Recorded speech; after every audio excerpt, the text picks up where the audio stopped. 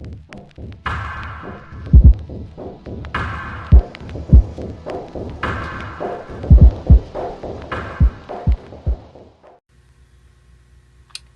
y'all, so hopefully you've seen the video where I did the purple and pink background using the distress oxides and the gesso on the canvas.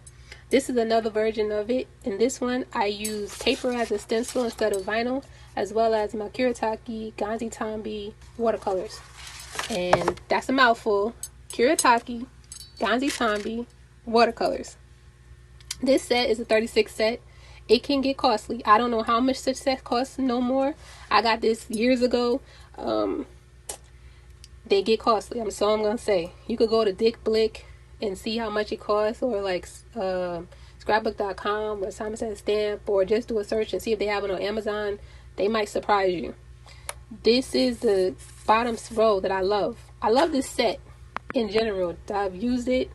But these three colors here, they have a set that's like a Starlight Sparkle set where they have, these are like gouache. They're a thicker paint and they have like glitter and sparkles inside of them. As you can see here, these are the golds. And then as you can see, they may split or crack. They're fine. Just spray water or use the dropper from, let's say, the kit I showed you before with the, I can't remember the name of it. I just did the video. Okay. If they split, you're fine. Just spray it with water or use some water droplets. Let it sit for a while and mix it, and then they'll spread back out.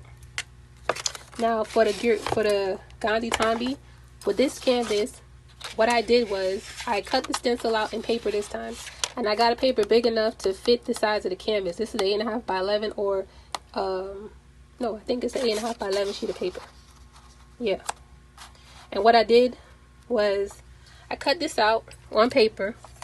I used this craft bond, which is a multi-purpose temporary and permanent bond adhesive.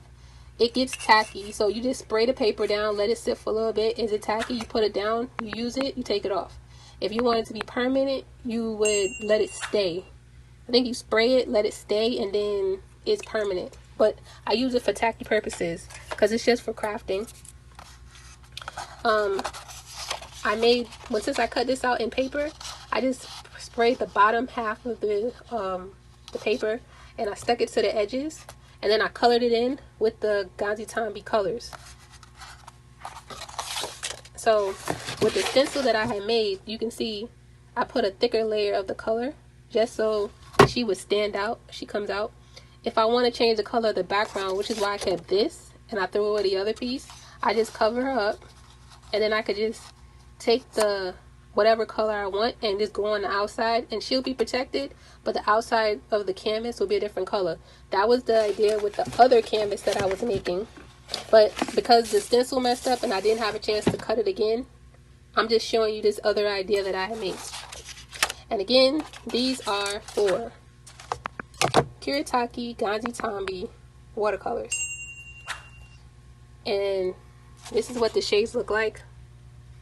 It is thicker like a gouache. They're traditional solid watercolors.